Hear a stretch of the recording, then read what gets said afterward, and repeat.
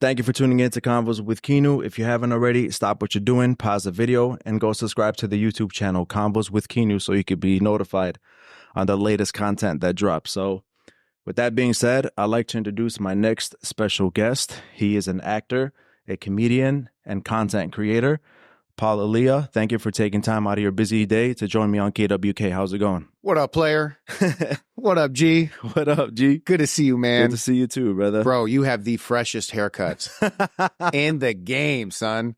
Thank you. Bro, they didn't see this earlier, bro. You were like pinning your beard down. You were like getting fresh. I'm like, player. You got to do what you got to do, dog. Listen. Good to see you, bro. Good to see you. Thank too, you for man. bringing all this food. Yeah. By the way, guys, I decided to do something different today. I wanted to be a little creative, so I went to Elia restaurant. Thank you very much, Shaba Lawendo, for hooking it up. It was on him. We got some baba ganoush, we got some hummus, we got some tabbouleh, got a mixture of cheese borek, kubba, chicken, falafel, and I hope you enjoy it. We're going to be eating while we talk, guys. It's literally chilling. We're literally chilling right now. Hey, man, speaking of literally chilling, I got to try this chicken. Go ahead, bro. Let me try this chicken, bro. Now, normally what I do is, bro, I take the chicken and I'll dip it with some hummus. Okay. I'm going to do it family style. That's cool. You know what? I got you. I'm going to do that too.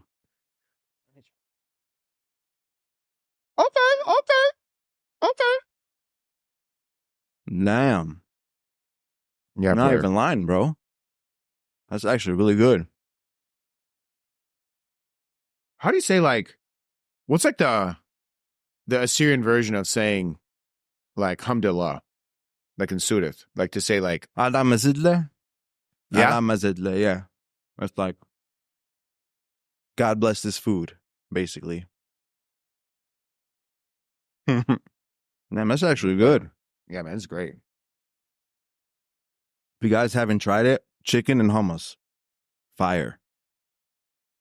We call that the Pauly E. Listen, yeah, chicken and hummus. I invented that. It's an invention that I have, and I intend on taking it to Shark Tank. Yeah, player. So you were born in San Diego and raised in Detroit. Yeah. What age did you exactly move to Detroit? 6. 6 years old, you went to Detroit. Oh, 6 years old. Yeah, man. So I was in kindergarten. Basically, I went to first grade in San Diego, and then second grade on in Detroit. Where in Detroit did you grow up? Southfield, Michigan. Was there a lot of Chaldeans out there where you grew up? Yeah, there was a decent amount. Like in the neighborhood that we grew up in, it was mostly like a mix. It was like half Chaldean Assyrians and it was half black. Very few white people in the neighborhood.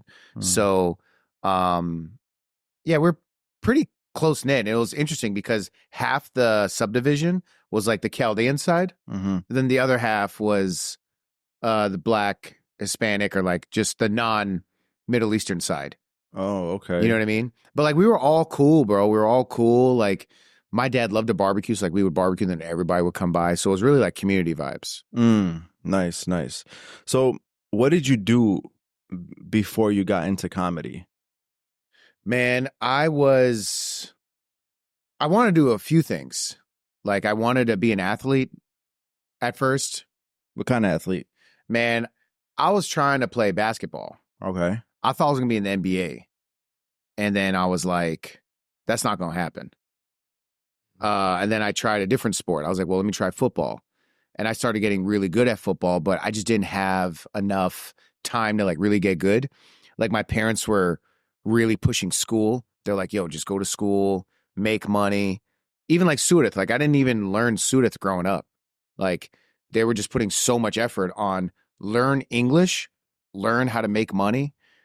That's how you're going to make it in America. That's very interesting that you say that because Aluki and Shamash also said the same thing when they were on my podcast. So that's interesting. Bro, straight up business, making money is king.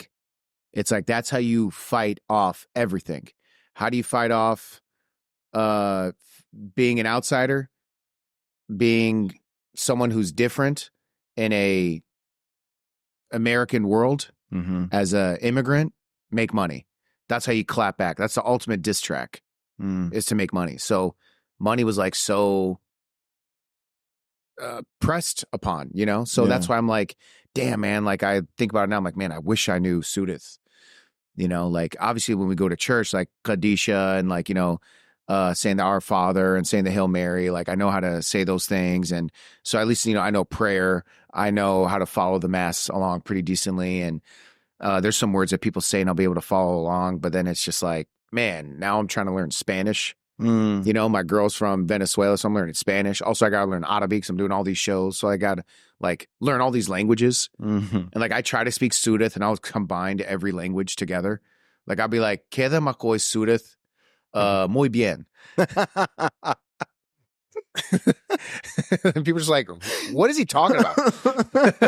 We're going to form a new language. Yeah, bro. This is La Sudith. Hell yeah.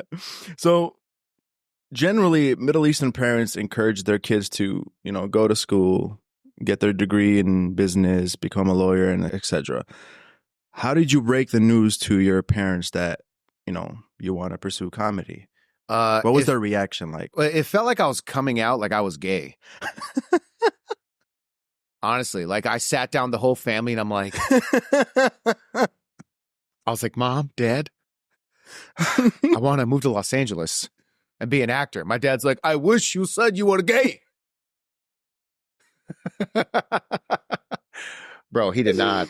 He did not like that. Oh, my God. Well, like, you know, because they were just like, bro, what are you talking about? What are you doing? And I'm just like, you know, there were some things that led up to it. It wasn't just like a random, I want to be an actor. Like, I was going to go to law school. I was in my final 2 years of college, and I'm studying for my LSAT. And as I'm studying for my LSAT and taking these like law school prep courses, I started doing like these student films in my college. And then I started doing these independent films that were shooting in Detroit. So I started working on some projects and I was doing that on the side. And like my mom saw that I had like such a deep passion for it, you know, and I wasn't doing stand-up comedy. I was just straight up acting. And then eventually I got asked to be a stand-in for Michael Imperioli on this TV show shooting in Detroit called Detroit 187. So there was a cop procedural shooting in Detroit. And I'm doing the show as a stand-in, and I was putting in like maximum effort. Like I was like memorizing all my lines as a stand-in. Stand-ins, like imagine before we shoot the podcast, there's someone who looks like you that just sits down while Ron sets up lighting and sound. And then he goes, all right, cool, Keanu, now you come in. And then you come in and the person who was just sitting down just for lighting and sound. That's essentially what stand-ins do in television movies. Okay. Yeah, so the reason why is so the actor, like the main person, you can chill in the trailer, you can get your hair and makeup done. So like while you're getting prepped, ready for the scene, then you come in and everything's ready for you. So you're not having to sit around while some of these mundane tasks are happening around you, right? Interesting. So I was that. But as I was a stand-in, I was also treating it like I'm the main guy. So I would memorize my lines. Like I put in like Middle Eastern effort in this shit, 100%. Yeah. So when the show was over, they gave me a role in the last episode. So I was like on TV and I'm like, yo, isn't this fire? I'm on TV. So I like eventually got a part in the show. And then I told my parents, I was like, I want to move to Los Angeles. So my mom was like, cool, you can move to LA, but I'm going to give you 1 month. You have 1 month to be successful. No way. And if it doesn't work, you're going to come back home. So they gave me like an ultimatum, and I've been there since 2011. So when you're in Detroit, did you get into a lot of fights in Detroit? Oh, man, all the time, bro. Wow. I was fighting everybody. Really? Yeah, man. I wanted to, in the neighborhood, a lot of it was Black versus Chaldean, you know, and Chaldean versus Black. And we would like fight each other. You know, eventually we all became friends, but there was a lot of tribalism. Like, I'm going to fight you because you look different than me, which is very common. Obviously, that's why you go to some neighborhoods, it's mostly like one race of people living together. Like in these communities where there's multiple people living together, especially like young kids in a poor area in Detroit, very aggressive, a lot of crime around us. There's disagreements, and disagreements end with fighting. So was it more like a territorial thing too? A lot of it's territorial, a lot of it's just like cultural. Like, you know what I'm saying? Like, some kid will walk down the street and he'll be like, let's say his dad's wearing a disjasta, right? That's what they wear, like a thobe. Yeah. Yeah. Dishdasha. Dishdasha, yeah. Dishdasha, yeah. So we're wearing a dishdasha, right? That sounds so white. We're wearing a dishdasha, okay? So we're wearing these dresses. Like my uncle would like walk down the street in one and like eat seeds and talk on a headset and just like talk to his family from back home. And then people are like, man, look at my man's wearing a dress. And then I'd be like, bro, that's not a dress. That's a dishdasha. That's a dishdasha. And they're like, man, shut your dumb ass up. And then it's like, that's how a fight would start. Shut your bitch ass up. Yeah, you know what I'm saying? So it's like, there's a lot of things that were unfamiliar with people that we'd make fun of. And then, like I would go to school, right? And my lunch would be this. in my thank you bag. Yeah. So I'm showing up to lunch with that, and kids are just like, man, my man's brought a restaurant with him. Oh, he different. Oh, he different. Yeah. You know what I'm saying? And then it was the same thing, bro, like vice versa. It's like people would say something about another person's race, whether they're white, whether they're Latino, like, in this mixed culture. And it would just create conflict and fights. So as a kid, I was fighting a lot, but also I was fighting because I wanted to be cool. I was like, a lot of the cool kids are fighting, and fighting means you're a man. Yeah. I had a desire to be revered as like a man. Yeah. Like my dad, when he was in Iraq, he was very violent dude. He'd fight all the time. Like literally his friends would be like, man, your father, he beats the shit out of everybody. No reason sometimes. Because he was like, bro, I got to be like, let people know I'm a man. Yeah, especially after that first fight, bro. You beat that guy's ass when you thought he was going to beat your ass. You beat his ass, and you just come out on top like, I'm the man. Yeah. It's one of those things, yeah. Bro, even when I was getting older, bro, like not just when I was a kid, like when I was getting older, like there'll be like a group of Chaldeans in like a bar, and one Chaldean dude will see another Chaldean dude, and they would fight. Whether it's because, oh, this person said something to me a while ago. I heard this person was talking shit about me. This person looked at me funny. This person tried to punk me out. So it was always this like machismo, male energy versus male energy situation. Yeah. And they would fight all the time. I don't know if it's like that, like with the Assyrians in Chicago. Like, were y'all like fight each other? Oh, man, bro. Dumb Assyrian conventions. Church y'all parties. Fighting in the convention? Church parties, bro. We would fight, bro. We would fight in the church parties, bro. Like, it was really bad. Because we would fight over stupid shit, though. We would fight over, like, so you know how we have different tribes. You know what I'm saying? Like, Chaldeans, you got K.W.K and, so on and so forth. Elkosh. We got, like, Biznayet, Julwayet, Yarayet. So it would be like someone talk shit about the Yarayet. And he'd be like, what'd you say about Yarayet? And they just start going at it. It sounds like they're talking shit about like someone's. What'd you say about Tariah? Yeah, it's stupid. Ron will tell you, bro. Ron's been in the game for years. So, when did you come to the like realization of your Assyrian identity? Man, I didn't even hear the word Assyrian until like straight up, or even understand it until like high school, bro. What year was that? Like around 2006. Wow. I was born in 88. I'm 36 years old, right? So I went through my majority of my life barely even hearing the word Assyrian. All I would hear is Chaldean. What's the language you speak? Chaldean. Like Sudith, like very rarely did I even hear the word Sudith. I heard, you speak Chaldean. You are Chaldean. Wherever we would go, they're like the Chaldean community. You go to like the Arab American Museum. They're like, they have a section for Chaldeans. The word Assyrian is nowhere there at all. None of it. Lamasu. I didn't even know what the Lamasu was until like late into early into college. I was like, what is this like thing? That's crazy, man. I didn't hear about any of it, bro. None of it. That's really crazy. Chaldean church. We go to the Chaldean church. I'm like, oh, there's a Chaldean church for Chaldeans. This is my ethnic background. I am Chaldean. I'm a Chaldean from Iraq. Iraq is my nationality, where my parents' nationality, and and Chaldean is my ethnic background. That's basically what I was taught as a kid, right? Then so as I started to get older and started getting into show business, I started to get people contact me from like Assyrian organizations. They're like, hey, we're an Assyrian organization. I'm like, oh, this word looks familiar, right? And I think we're similar in some way. So I started to like get tapped into maybe there's some sort of similarities, but we're not the same people. We're different. We're Chaldeans from the Bible. The Chaldeans mentioned in the Bible, that's who we came from. We came from these people. So I went to this convention. This was in San Jose. I can't remember the name of the Assyrian organization that brought me, but when I get there, I was talking to this guy who is a professor in Assyrian studies. I don't know which college he was at, but he was a professor at Assyrian studies. Was he younger or older? Older dude. Older, okay. So I'm talking to him, and I was like, man, that's so crazy that you're Assyrian, man. It's so cool to like see Assyrians. I haven't really been around a whole lot of Assyrians, because I'm Chaldean. And he goes, you're Assyrian. And then I was like, for real? And he goes, yeah. So he explained it to me very clearly.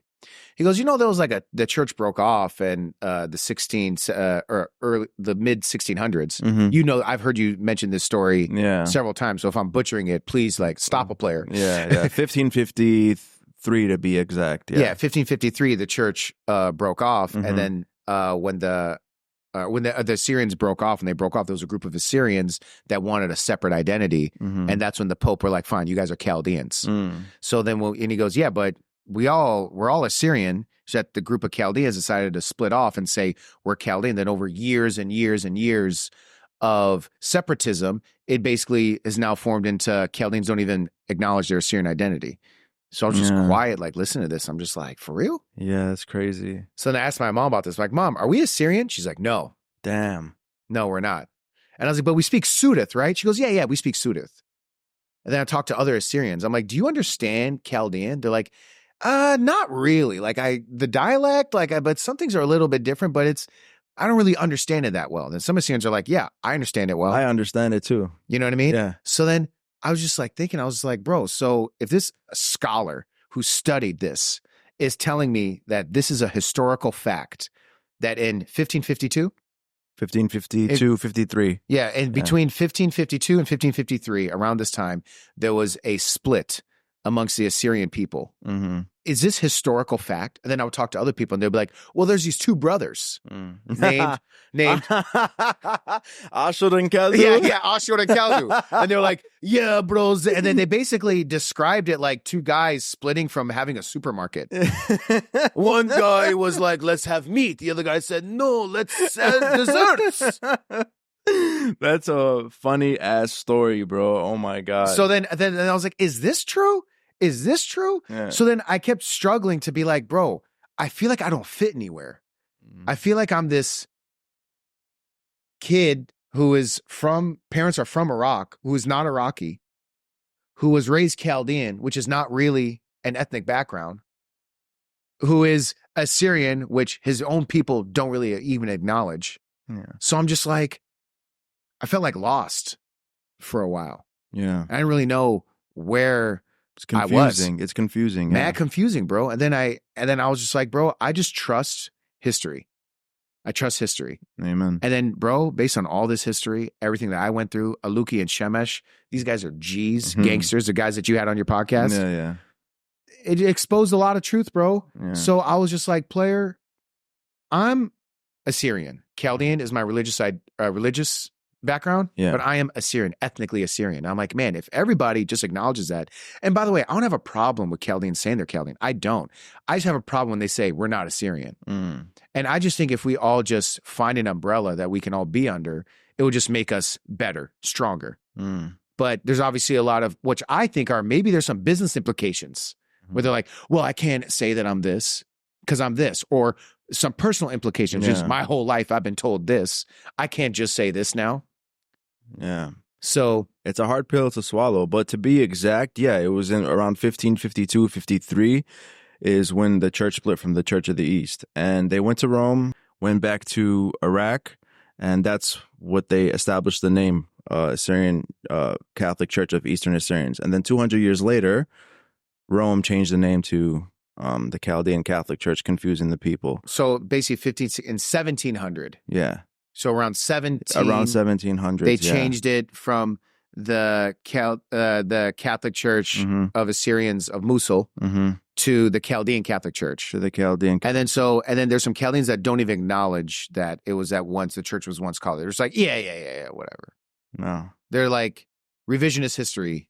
Yeah. So the best, my best, like the best thing I could say to Chaldeans is that if, like, I would recommend people not to even though the Assyriologist has his credentials, right? He studied, he knows everything. I would recommend people that really want to get their history to go to non-Assyrians. Go to non-Assyrian historians, non-Assyrian Assyriologists, because then you can't say that they're biased at this point if they're telling you the facts that they present to you about our history, where the church split, So that's worth mentioning. Yeah. Man, it's so crazy, bro. Yeah, like the Chaldeans of South Babylon are the Mendi and Sabaeans of today. Yeah, I heard Mandaeans, you can't be a Mandaean. You have to like be you can't just convert to Mandaean. They don't let nobody in their club or something. Really? Yeah, they were saying something like if you're Mandaean, you have to be like grandfathered in. It's like really, I didn't know that. I didn't it's know like that. some That's Soho House membership. That's interesting. Yeah, like most people don't know this. Do you know how many patriarchs we got in our church? In the Assyrian church? Like, and I'm talking about our whole nation. You know how many patriarchs? How many churches we got, including Chaldean church, Assyrian church. Yeah. How many churches? I'm gonna say 6. Yes. Am I right? Yes.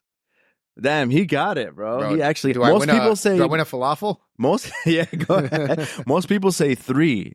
They just say we have the Assyrian, the ancient Church of the East, and the Chaldean. Sorry, 4, and the Syriac Orthodox. Oh, I'm gonna guess. We have the Chaldean Catholic Church. Mm-hmm. We have the Assyrian Orthodox Church. Mm-hmm. We have the Assyrian Catholic Church. Mm-hmm. We have the Syriac Church, mm-hmm. and then we have the Baptist. Syriac Orthodox. Syriac Orthodox. Okay. And then the 6th. Most people don't know this. The 6th. Could you guess? Scientology.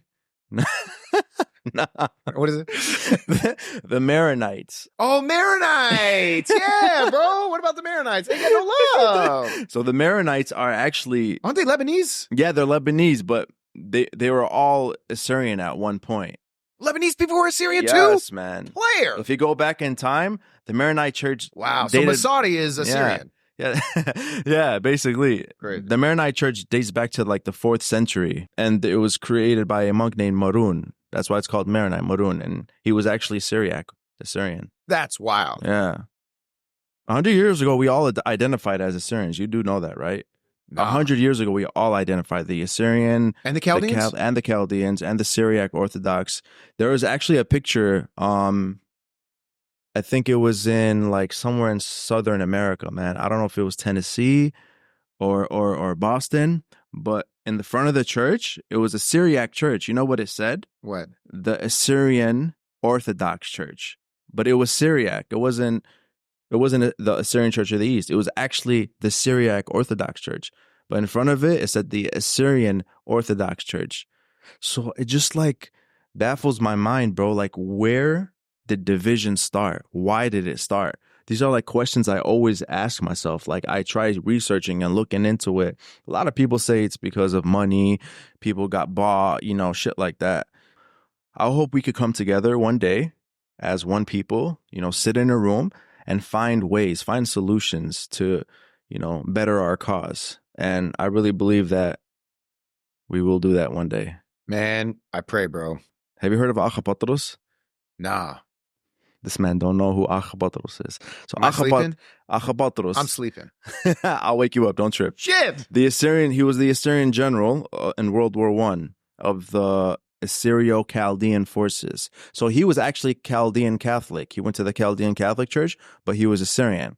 So Achapatrus, man, if you hear this guy's story, bro, this guy met with like the United Nations at the time in World War I. Like, it was, to be exact, it was 1919. Mm-hmm. He had his first meeting with the League of Nations to present our cause. So before we went into the war, we were promised a land by Captain Gracie, who was a British intelligence officer. And Captain Gracie basically met with General Achapatrus, Mar Binyamin Shimun, and other Assyrian leaders. And he basically said that, if you fight for the Allies, which is British and others, we'll provide you a land and all the necessary equipment you need to strive. So Patrus, they signed off with that. They're like, we will fight for you, but we got in return with 2/3 of our nation wiped out and no land. So the British betrayed us. There's this book called The British Betrayal of the Assyrians. Oh, damn. And they've us over, bro. Patrus was behind drawing the autonomous region of Assyria, which was northern Iraq, eastern Syria, western Iran, and southern Turkey. That was the proposed land to the League of Nations. This guy sat with leaders, you know what I'm saying? General Patrus. And unfortunately, he was exiled from Iraq because world leaders did not want him to fight for our cause. Mm-hmm. So they sent him back to France. And then in 1932, he tried going back to Iraq to start some revolution, like with the Assyrians that, unite us again. And he was killed. A lot of people say, like my dad wrote a book about this. A lot of people say that, yeah, my dad wrote a book about. He has all the documents. A lot of people say that Patrus was poisoned because he actually went to a meeting in, I think it was Switzerland. Don't quote me. I think it was Switzerland. And he met with these like officials. He ate something and then 2 days later he died. So they're saying he got poisoned. Yeah. But he actually united our people back in the day, the Assyrian and Chaldeans. If you go look it up, you'll see Assyrian Chaldean forces together. Oh, what a G. This guy's our Malcolm X. Yeah. Bigger than Malcolm X. This guy won 15 victorious battles against the Ottomans. They would be terrified of him. When they heard this guy is leading the battle, they would be terrified of him, bro. They would not even want to fight. There's a picture actually of him where he's leading the Assyrian Chaldean forces, and he has prisoners of war of the Ottomans, the Turks and the Kurds. They're all handcuffed in this picture. I'll send it to you. It's so sick, bro. So fucking sick. I think I've seen photos or portraits of this guy. Yeah. Yeah, I've definitely seen portraits of this guy. Have you ever thought about going back home, actually? Yeah, bro. I want to do a show down there. A show? Mm-hmm. No way. I want to do a comedy show over That would there. be actually interesting. Yeah, I was like, bro, it'd be sick, like, to just do it from, like, some spot there. Like, there's a lot of, like, ruins there. So it'd be cool to do a show in, like, the ancient ruins. So wait. Where is your parents from? Like so my dad is from, my mom and dad are both from northern Iraq. My mom is from a village called Zahu. Zaho, yeah. And my dad is from Telkepi. Telkepe, okay. Oh, Telkepe, he's like a Luki. Yeah, You're like a Luki. He's like a Luki, yeah. Bro, I went to Iraq in 2017. I went to El Khush. Bro, you have to be there for a month at least. You cannot go for like 2. You have to be there for a month. El Khush was beautiful, man. There's this monastery called Rabin Hurmis. Rabin Hurmis is actually a big monastery that's camouflaged in the mountains. Oh, I've seen photos of it. Yeah. Yeah. It's very sick. You should definitely check that out. I'm trying to pull up to Iraq, bro. And then Khanis was an ancient aqueduct that was built by Assyrian king Sankhirun. So basically he built a irrigation system from the north that would bring water from southern Turkey to the Nineveh Plains to raise the crops. Bro, just so much cool shit there, bro. You can't miss it when you go. Did you hear about like the Assyrian like artifacts that they just found in Mosul? Like they found that large Lamassu, right? They found another Lamassu. Yeah, I saw that. Yeah, I follow a lot of like the Assyrian pages on Instagram, so they'll just be like, "Yo, we just found this thing." So I saw about the Lamassu, and was there another artifact that they found? Bro, they keep finding new artifacts. They found just recently, like within this year. Bro, 70% of Nineveh hasn't been discovered yet. 70%? 70% of Nineveh hasn't been discovered yet, bro. Damn. I just feel like some Assyrian dude's going to like find some Lamassu and like we're going to see it on Facebook Marketplace. And he's sell it. So I want to actually transition into a different topic now. As you know, a few days ago, his bishop, His Grace Mamati Emmanuel, was attacked viciously. Do you think the bishop needs security? Yeah, I think definitely he needs security. for Mhm. sure. Yeah. It was very sad to see. The details of the story were very gruesome. You know, this kid, I don't know how old he was. I think 15. 15 years old, bro. 15 years old, tries to murder a bishop on TV. Just zero shame, zero thought, just pure hate, right? The blade didn't go off, which was such a miraculous. This is only from God, bro. Only from God. Only from God, Yep. man. By the way, if there are any atheists watching this, God is real. He's real. Yeah, player. Yeah, like when I seen that incident, I mean, it honestly broke my heart. I could not sleep for 72 hours. I actually sent Mamati a message on WhatsApp. I have his phone number. I sent him a message, and I mean, he's resting, Jade, you know? I don't expect him to answer right away, but I was really heartbroken, bro. I didn't sleep for 72 hours. And it's very interesting. I feel like God used Marinite in a way to show people that you have to have faith in our Lord and Savior Jesus Christ. Because if you look at that incident, okay, this kid takes out a knife, okay? How in the hell does a knife not go off? Like, really think about it. How the hell does a knife not go off? And you could see him, if you watch the video, you could see him look at the knife to see why is it not going off? And he goes to attack him again, and it's still not going off. And what happened instead? 3 of his own fingers were cut off. That was God. God cut off this kid's fingers, all 3 of them, for attacking a spiritual figure. Jesus was with Bishop Marinite. And then the cross, bro. The most powerful image I've ever seen, Paul, is the kid is going to attack, and you see Marinite with the cross. How Yeah, powerful, bro. I get goosebumps for that, man, every time, you know? And just to talk about the aftermath of that. Mm-hmm. So a lot of Assyrians, a lot of Chaldeans, I think a lot of Catholics in general, Christians in general, like the whole community was upset, outraged. They were very upset at this. They were upset because they're like, how could we let this happen?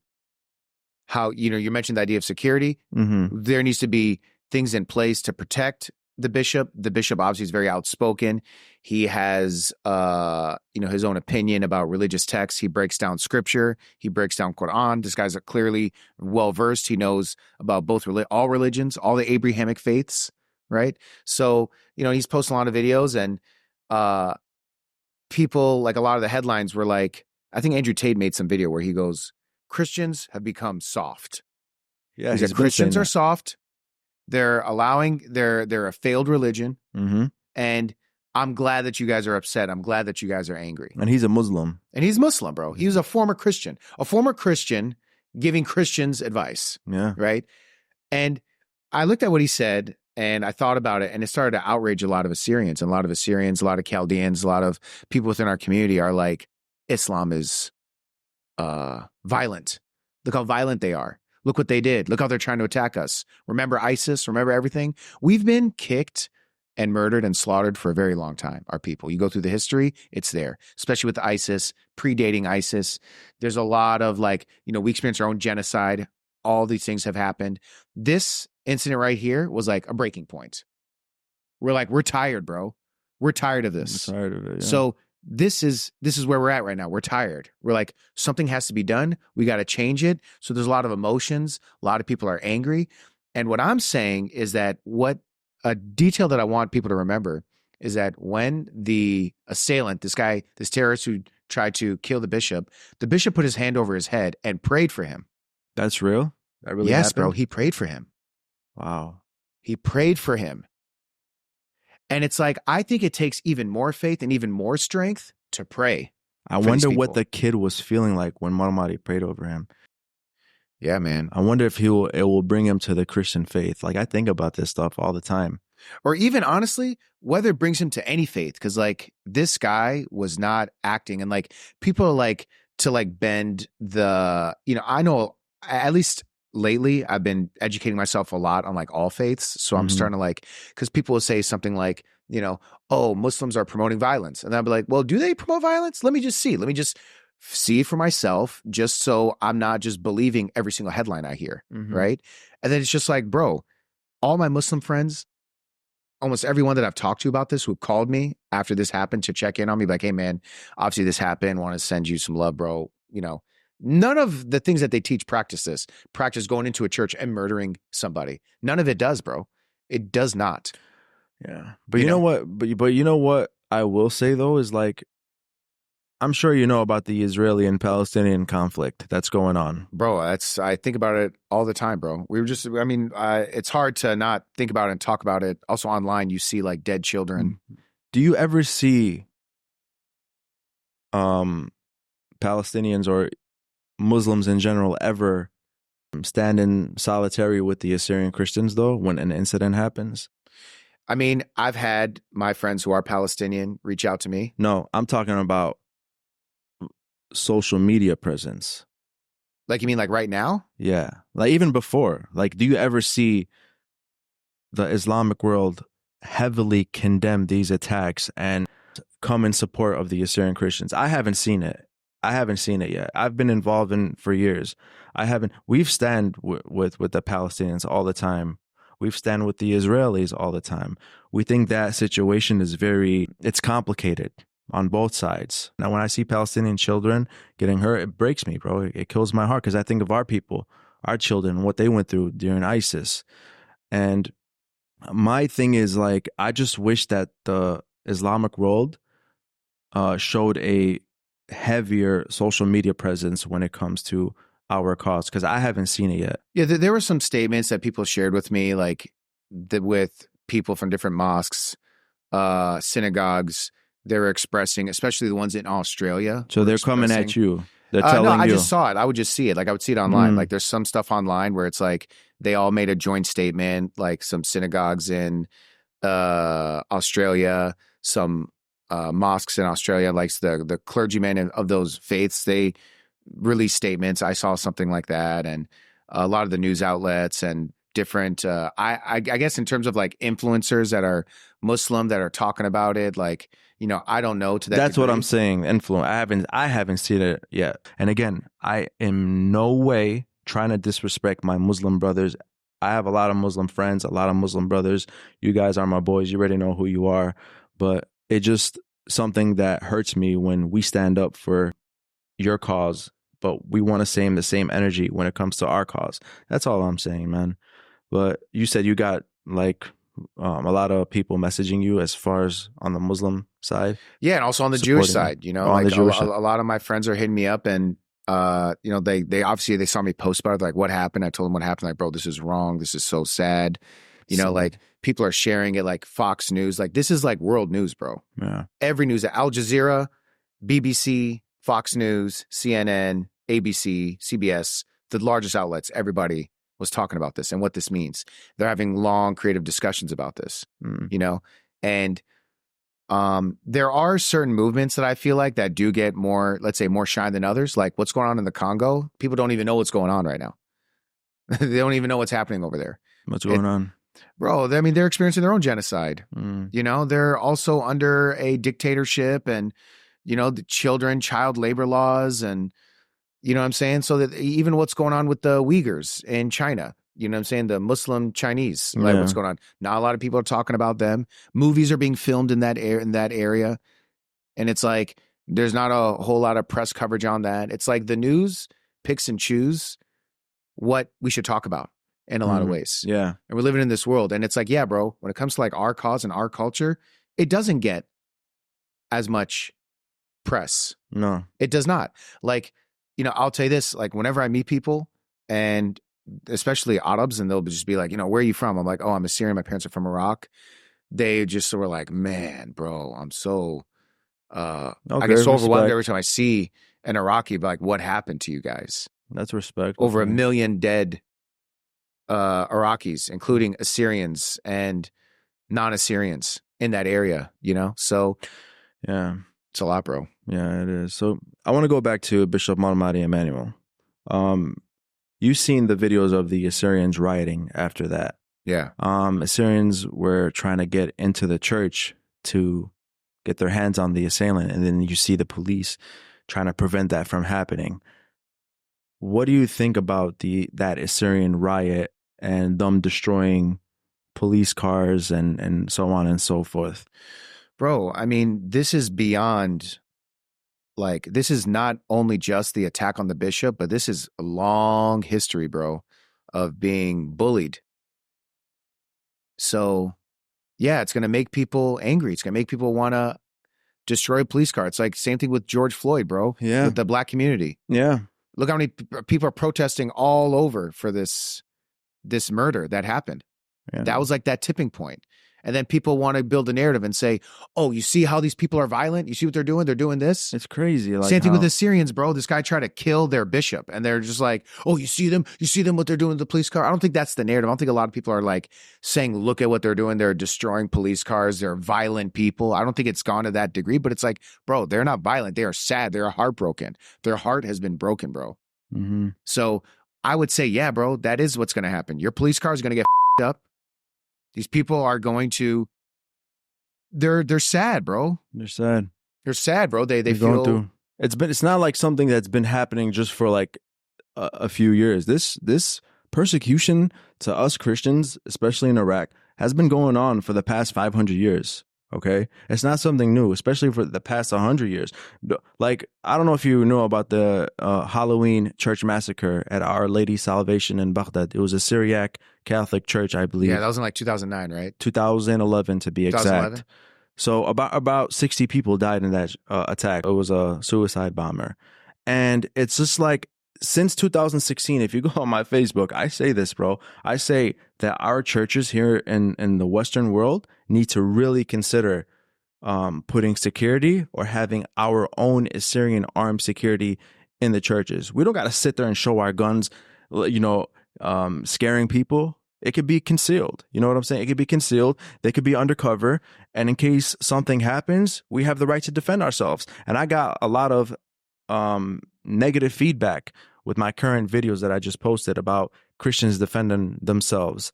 And a lot of people were telling me that you need to turn the other cheek. Bro, how do you feel about turning the other cheek if your mother, your parent, your child is getting attacked? We are living in a world, bro, especially, that happened in Australia, this knife attack. Also, there was a knife attack a week before in Australia. We're living in a world where if people see violence, they see something, they also want to kind of like do it.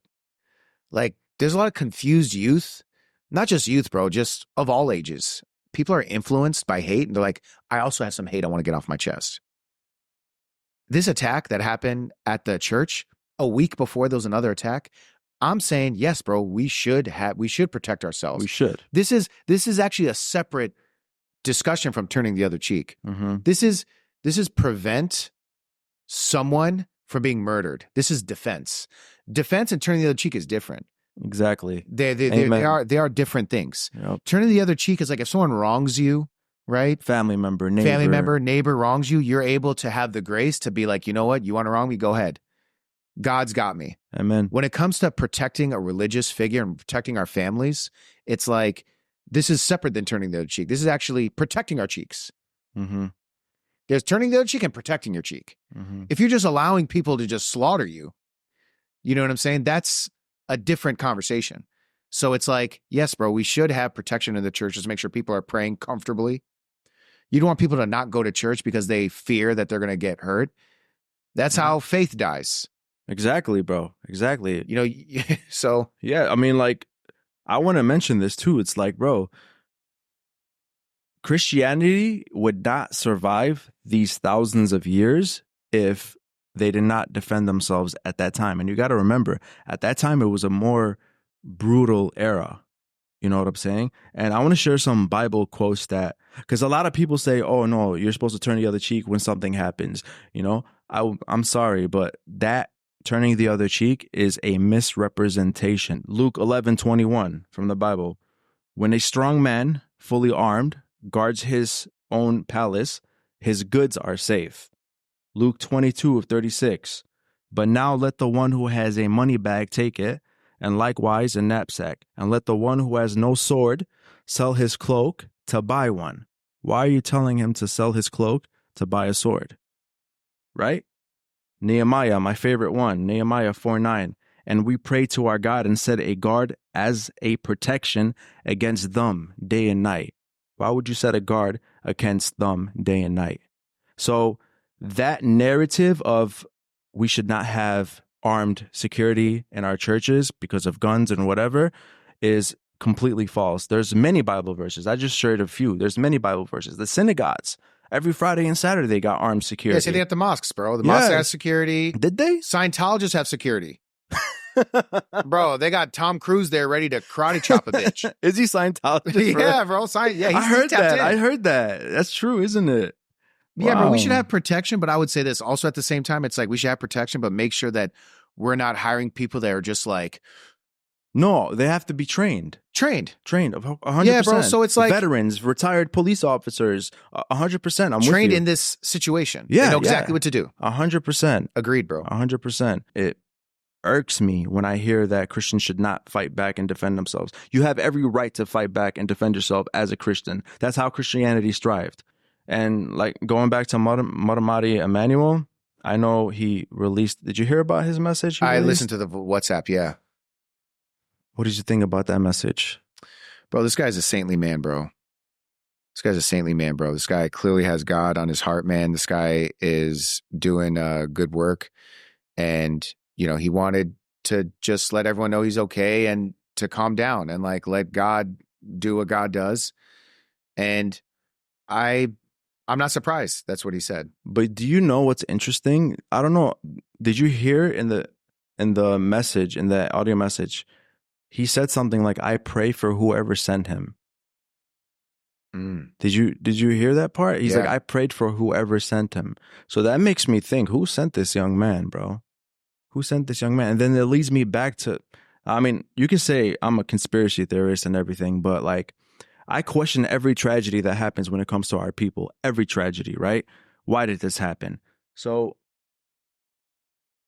I haven't seen any of our church, the Assyrian Church of the East, and I am part of the Assyrian Church. I'm a member of the Assyrian Church. I haven't seen them heavily condemn this attack on social media the way they should. I haven't seen Marmaris of Australia go visit Bishop Mamati Emmanuel in the hospital, because I don't know if you know, but they have a few differences. Well, what were they saying that he was saying? Were they saying what? You're like, he was just saying he was just saying that you committed blasphemy and this man has no part of our church.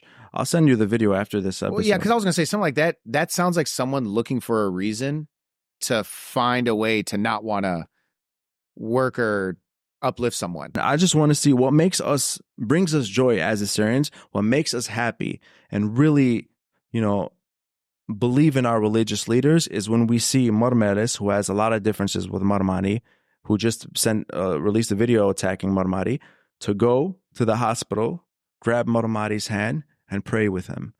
I want to see that bishop next to Marmati every day. That's what will bring Christianity in every Assyrian's heart. Because you know what I'm saying? Like, it's just...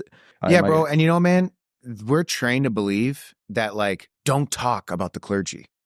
Don't say that. Yeah. That's what we're trained to do. We're saying, like, I would see, like, a priest, like, at a... not even just a Chaldean church, just like a normal church. I'm like, yo, why is that person driving a BMW? But it's all good. I'm just saying, I'm just like, hey man, like, what's this? Yeah. You know what I'm saying? Like, hey, is that something to like flag? Is that something you could just say? You know what I'm saying? It's like, hey, don't say anything. Yeah. Don't. So it's like, it means like a blessing, a special blessing from God. But to me, I'm sorry to cut you off, by the way. I'm talking too much. We're saying the same thing, bro. Yeah. And it's like, I'm just mirroring like what, what you're saying, bro. And it's just like, I think especially this is the year 2024 where we should say what's on our mind. Like, let's stop holding all these things hostage. Let's stop being like, oh, bro, that's not good. Like in Arabic, they say edeb. It's not good, edeb. What's like the Assyrian word for like edeb, like respect? Like it's not polite, like manners. Eba. Eba? Yeah, eba. Like it's not good, eba. Ebela. Yeah. Ebela is like, it's really embarrassing.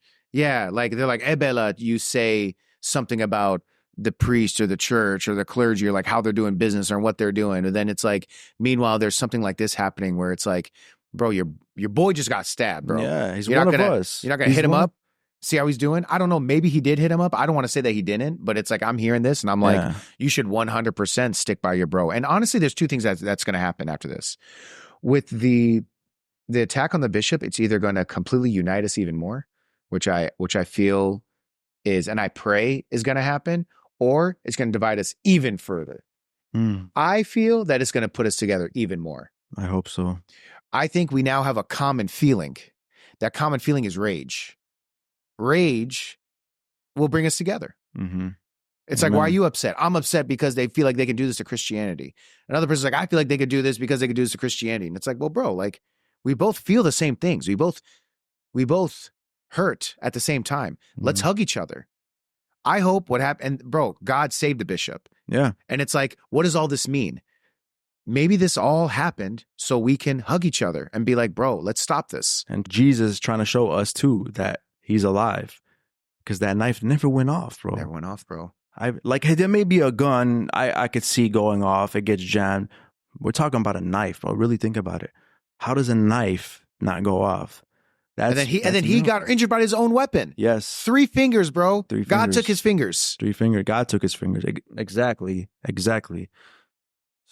I just and guys, no disrespect to the Assyrian Church East. I'm part of that church. No disrespect to his bishop Marmeles, but it kills me inside. And I've been involved in the community for a quiet line. People will tell you, bro, and it hurts my heart, bro, when things like this happen and we're just not united. Too much division, man. Too much hating. Too much pride, bro. Like when I started this podcast, do you know how many people were hating, bro? Of our own people. What were they hating about? They were hating that I started a podcast. Like in what way? Like they're like, why are you doing it? Or like it's No, they were hating in a way where like, because I guess they got their own thing going on too as content creators and as radio hosts or whatever in the Assyrian community. And okay. A lot of people were trying to shut this down, you know, regardless of whatever I've said in the past, if it's a political belief differences or whatever. Why are you guys trying to hate on me? You guys should be proud of this. People should be proud of you as an Assyrian Chaldean, as a comedian, that you're up there, bro. I'm proud of you. I told you that, bro. I actually bugged the shit out of him, bro, on Facebook. I'm like, hey, bro, I want you on my podcast. Hey, bro, I want you on my podcast. I was bugging, bro. This guy's probably like, who the is this annoying guy, bro? I had mad respect for the lineup. I'm like, nobody with a lineup that fresh. Nah, bro. Well, look, man, vice versa, bro. I mean, there's just like a lot of evil eye. Evil eye, yeah. You know what I'm saying? But as Christians, we're not supposed to believe in that. Yeah, but also if you think about it, bro, like how many Christians are really following the Christian faith like to the T? None. You know what I'm saying? And how many people that claim they're having their religion follow their own religion to the T, bro? Very few. You know what I'm saying? So it's like, that's the journey. That's the cross. Can you carry your religion on your shoulder? Even when you feel like your religion is bringing you down? That's deep, bro. Even when it feels like you're sacrificing all these things? Can you do it? You know, that's the journey, bro. No. At the end of the day, religion is a vehicle to get closer to God. That's what it is. And the teachings, whether it's whatever faith, these are things that's why we're all sort of saying the same thing. Just because someone believes in different sects, at the end of the day, bro, it's like, bro, we're going to die and we're going to go to heaven. We're going to be judged by God. Exactly. That's what's going to happen, right? Exactly. So it's like, bro, I just want to do good work. There's people that are going to hate on you. And what I learned, bro, especially being in Hollywood, people that hate on you, bro, only makes it prove that you're doing something dope. Exactly. Let them hate, bro. And thing is, how many people are really hating, bro? Like, you're doing this podcast. For every one person that probably says, what do you do? And I'm sure there's one person that's like, yo, this is dope.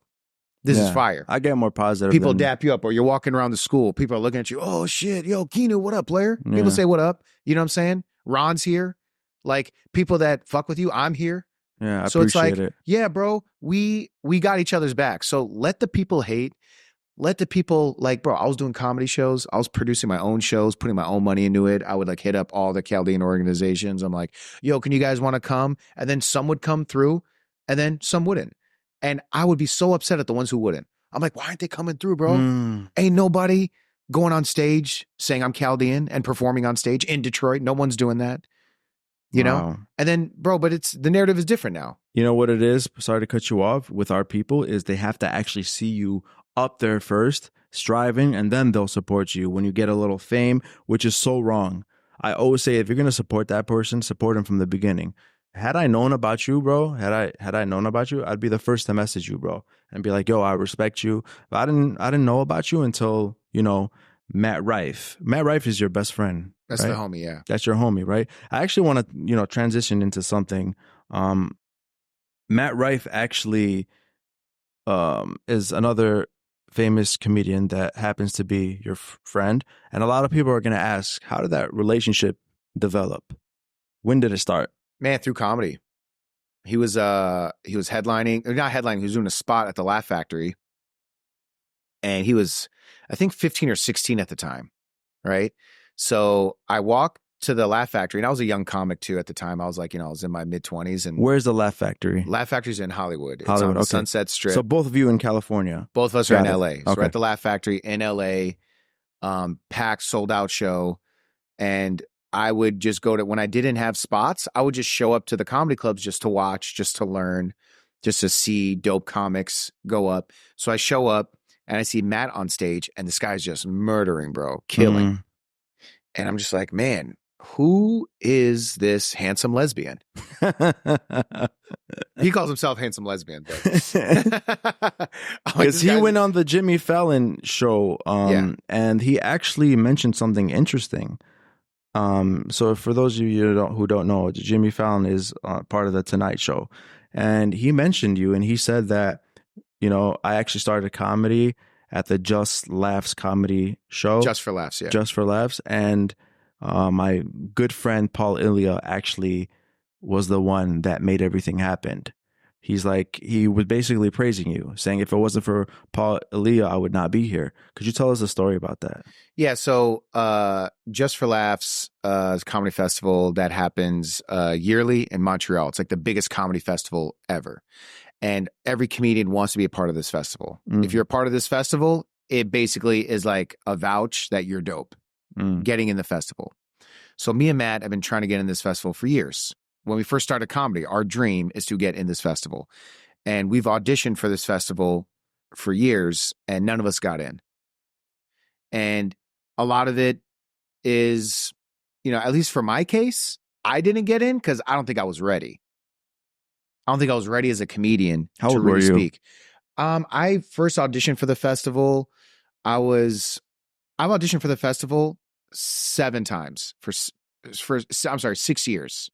For 6 years, I've auditioned for this festival.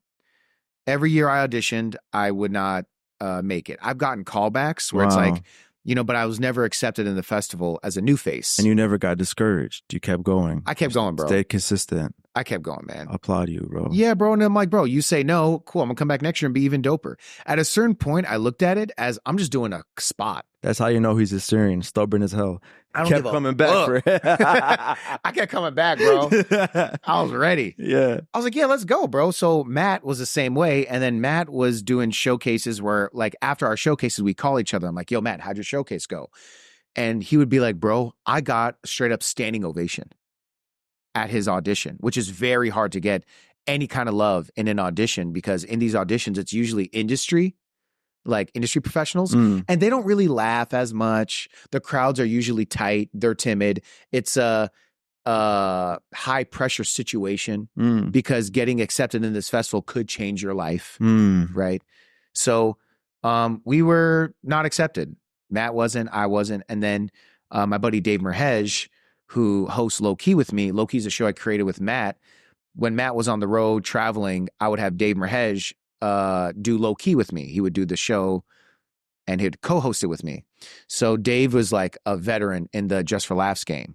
He was in a bunch of festivals. Like, he's done it for years. He almost was one of like the first people to be in the festival even. He's contributed a lot to it. So he called the festival coordinator and was like, yo, man, I'm trying to get Low Key into the festival. And the programmer, his name's Nick, he was a fan of mine. Like, he liked me, even though I was never picked to be in the showcase. He still liked me. And he goes, cool, let's do Low Key with you and Paul. You guys bring Low Key. So Dave was like, yo, bro, they want to bring Low Key. And then I was like, well, I can't do the show without Matt. Damn. I need him on the show. So the festival coordinator and I talked, and I was like, yeah, man, I'm going to need to bring Matt on the show. And then he was like, well, typically we only bring festival approved comedians. I was like, I totally get it, but I need him on the show. And then he was like, well, Matt's going to have to fly himself out, put him in a hotel. We don't have budget for him. We can only pay you guys this fee, and that's how much we're paying for Low Key. I was like, that's cool. So I hit up Matt, and I was like, Matt, I don't know if you want to do this, but we could do Low Key in the festival. We could finally be in Montreal. We could get on other shows while we're there. And I'm not going to do the show if you don't do it. If you don't want to do it, bro, I don't feel right doing the show without you. There's no show without you, bro. And he was like, I'm down to do it. So he went from being my co-host to just having a spot on the show. Right. Damn. So Dave was hosting with me and Dave. And Dave's also a killer host. Right. But Matt did a spot on the show. So I knew it was like a step down for him. But I wanted him to know, like, bro, like, we built this together, you and me. Wow. So, yeah, man, we did the show. It was one of the best shows in the festival. It was killer. People were telling me, they're like, this is the best comedy show I've ever seen in my life. Wow, really? The show is really unique. It's like a hybrid podcast style show. So, show was fire. And, you know, bro, I pray for Matt all the time, bro.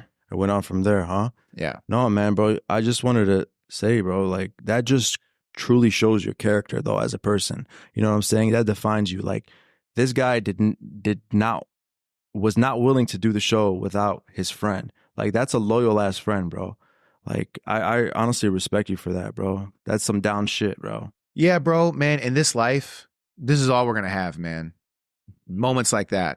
I don't give a about money. Yeah. If I cared about money, I would be a lawyer. I'd just be a lawyer, bro. Make a shit ton of money and drive a badass car and have a Rolex and jewels, and I would just wear Louis Vuitton shoes with no socks, tight as Yeah. You know what I'm saying? I would just dress like that. But I'm like, nah, bro, I care about my friend, and I value that more than anything else. Damn. Respect for that, man. So I want to talk about some Assyrian influencers that I have ultra respect for. Patrick Bet-David taught me to get up off your ass and execute the plan. Know your next 5 moves if you really want to do something. George Janko taught me to stand up for what you believe in, even if it means standing alone. FaZe Rug taught me to stay consistent in a world full of doubters and haters. Nina Buchanan, who I consider my little brother, taught me that when you do good for others, God will do good for you. What do you want Paul Elia to be looked as? Wow. Man, I just want people like to be like, man, that guy is a believer in God. And this guy moves that way. And he acts with integrity, you know, and he speaks his heart. He speaks his truth. That's really all I can ask for. As long as people are like, yo, this is a real ass mother. That's what I strive for every day. Amen, bro. Amen to that. Transitioning to a different topic. And this is going to be sensitive for some viewers. Oh, shit. Do I need a falafel? Go ahead, bro. I brought all this food for what? Yeah. I know, bro, but then I don't want to get falafel in my teeth. And I'm like, Tabula. Let me tell you about attacking. So this question, bro. Do you believe cancel culture has dramatically annihilated stand-up comedy? And what could comedians like yourself do in order to fight back against cancel culture? I think cancel culture has very little effect on comedy, actually. Really? Yeah. Basically, you can say anything you want as long as it's funny. If people find it funny, that's your defense. The issue was that people were saying shit that was not funny. It was just hacky, racist shit. Hacky, homophobic, misogynist, insert term, and it was not funny. You can say whatever you want, bro. You really can. It just needs to be way more funny than it is offensive. So that's the dance. If I'm going to want to talk about something that's controversial, there's a lot of controversial topics, right? I don't want to name them right now, but a lot of them are controversial, right? We can use our imagination. If it's funnier than it's controversial, you good. What's the crucial obstacle that you've faced in the entertainment industry? And what is something that's been done in the past as far as stand-up comedy that people attack you for? I got lucky, bro. No, not a lot of people really attack me, you know? Like, I mean, I posted some video where I said Detroit has the highest population of Arabs in the entire country. I think I've seen that one. Yeah, and then people are like, that's Dearborn, not Detroit. And people start to get mad at me because of some geographical confusion. So it's like, I think people look for any reason to kind of just be any like, reason, whoa, bro. what the? Any reason, bro. Any reason they look for it. But bro, by them doing what the I'm like, player, not only are you giving me views, you're commenting on this thing, and then someone else is commenting, having my back. Like, well, Dearborn is part of the Metro Detroit area. Also, referring to Dearborn as part of Detroit is okay. Like, if someone's from Southfield, that's also considered the Detroit metropolitan area. People are like, no, it's not. And that's creating a conversation. So I'm like, bro, it's creating a conversation of people defending each other, freedom of speech, and it's making the video blow up. The joke is funny. I stand by that joke. It's one of the best jokes I have. Not one of the best jokes I have. It is one of the jokes that I've written that I'm very proud of. This number one. Number one, yeah. Number one, Habibi. Yeah. This is the shit. Yeah, bro, exactly. So I'm just like, I got lucky, bro. Yeah. Nobody really comes at me. And that's good. Like, even when I was, I wasn't really nervous to say this, but I have some jokes about atheists where I talk about atheists. And I have some jokes where I talk about, how I wish there was a place where all faiths can pray together, right? And I'm just like, bro, what if every faith there was a place where they can all pray together and we can all be like, bro, we all worship God as like the commonality. You mean a one world government? Well, like on some one world New government world vibes. order? And then I was like, then I made a joke where I was like, I think a place like that does exist where people of all faiths pray together. They just call it the casino. Right? Yeah. And then I'm just pointing out some shit that I see. I'm like, bro, I was at a casino one time and I saw a rabbi and some other, I don't know if he was a rabbi, but he had the merch. He was wearing the hat, right? And they're at the casino, bro. He was thugging it, huh? Thugging. And I'm just like, bro, what's player doing? And I'm like, bro, I don't judge nobody. Like, I don't know what he was doing. I could be wrong. Maybe he wasn't that, but I started to think it inspired the idea, right? Yeah. And then it's like, yeah, bro, there's a lot of Christians and Muslims and atheists and, people of different faiths and backgrounds. They're like, yeah, bro, we're at the casino. This is what we do. So I'm just like, made a joke about it. People were upset at me and I don't care. That's the thing. Good. I don't give shit. I don't give it's like a shit. I don't give shit. That's what you got. Yeah. What accent is that? Yeah. Middle Eastern is shit, bro. So how was your show yesterday? You got another show tonight, which I'm going to at 7. Another show tonight. It was cool, man, bro. It's hilarious. Like, I very rarely do I perform in front of a bunch of Assyrians or Chaldeans or like, it's mostly like Middle Eastern people. And then there's like a few that will come. Like I'll do a show and there'll be like maybe 5 Assyrian people there or like 5 Chaldean people there, right? At a show. And when I'm in Detroit, way more, it's different, a lot more. But I'm in Chicago, I wasn't expecting a whole lot. So like I would say Assyrian that people are like, woo! You hear people clap and I'm just like, bro, that's like beautiful to like see and hear. I let everybody know, bro. I was advertising the shit out of you. You were, man. Thank you, bro. Even on the radio. I owe you advertisement funds. Well, I'm going to transition to a different topic. I know you got to go soon, man. You got to get ready for the show. We're almost done here. But what do you think happens when we die? What do you think? What do you believe happens when we die? I think we get judged by God. You think so? We go to heaven? I think there's a judgment. I don't know if there's like a long line where there's like, guest list, VIP line. I'm not sure. But I do feel like we do get judged. And I feel like then we go to heaven or we go to purgatory or we go to hell. Have you heard the stories of the kids, children that have came back reincarnated?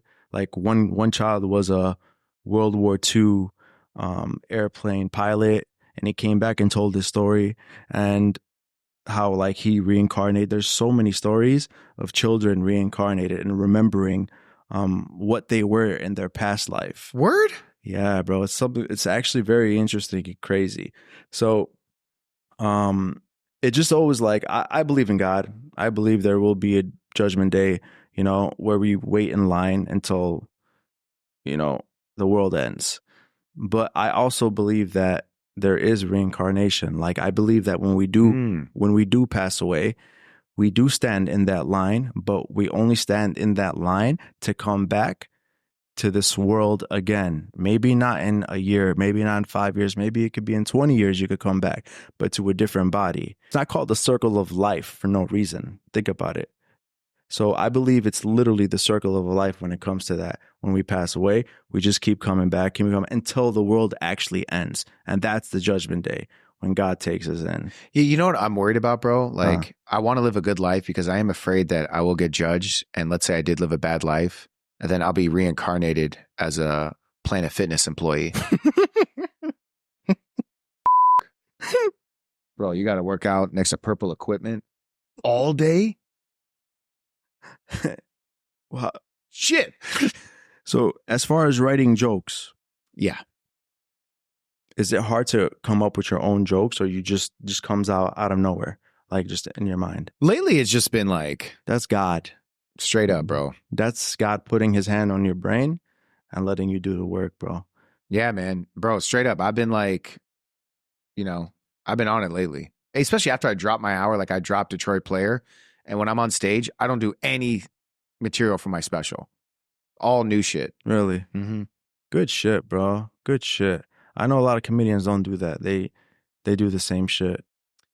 Yeah, it's not fun for me, bro. I just want to write more, and I like see things. I'm like, oh, that's funny. Like I wrote a brand new joke yesterday. I never tried it before ever. I have like 3 brand new stories I've never done. And I'm just like, bro, I've been training to be a comedian my whole life. Nice. So, what states are you planning to tour soon? And where do you see Paul Elia in the next 5 years? Player, cities I'm coming to, man. In May, I'm doing my own show for the Netflix is a Joke Festival. I'm headlining my own show. We're doing a comedy special taping at the festival. I'm opening up for Matt Rife at the Hollywood Bowl, 17,000 seats. Nice. I'm doing that, player. So that's going to be fire. These are all in May. Also, I'm going to Austin, Dallas. I got San Diego, Arizona, a couple dates in Canada, Abu Dhabi. He worldwide. Yeah, player got a UK tour. Worldwide. Yeah, man, we're plugging in right now. Okay, good for you, man. Man, God is good, bro. I'm so blessed, man. And then I got that. And then you said, just where do you want to be in the next 5 years? Man, next 5 years, bro, I expect to be chilling at the crib with some babies around me and taking Zoom calls about a TV show that, God willing, is on air that I'm working on and creating. Wow. God bless. God bless. Paul, any last words that you would like to say to the viewers out there? Any words of encouragement coming up from where you came, all the obstacles, and getting to where you got? Man, I would say this, bro. If this is your first time watching this podcast, like whatever brought you here, man, you should keep watching it, bro. You do very honest, good work. I think you should continue to, keep the ball in the air, bro. And you're a real one. Thank you, brother. You're a real one. You're tapped into your roots, bro. And you're doing a few things. Not only are you being entertaining and giving people information, but you're also letting people know the truth about your culture, showing your heart. You're wearing the Lamasu pendant. Thank you. You know what I'm saying? So you're doing a lot of really important work for people, bro. So keep tuning into this podcast K.W.K, and supporting my boy Kinu. Thank you very much, man. Thank you. We actually got to wrap it up right now. Paul, thank you for humbly agreeing to come on the K.W.K podcast. We definitely got to do this again. I actually got to take Paul to the Assyrian Culture Center right now. He has a tour. I'll make a sandwich first. Yeah, go ahead, baby. He has a tour, and we're going to show him a bunch of Assyrian interesting stuff, artifacts about our history and etc. So guys, make sure you subscribe to the YouTube channel Convos with Kinu to be notified on the latest episodes that drop.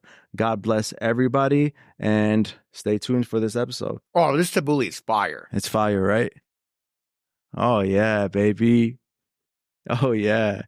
All right, guys, we're about to eat, so peace and love. Peace, man.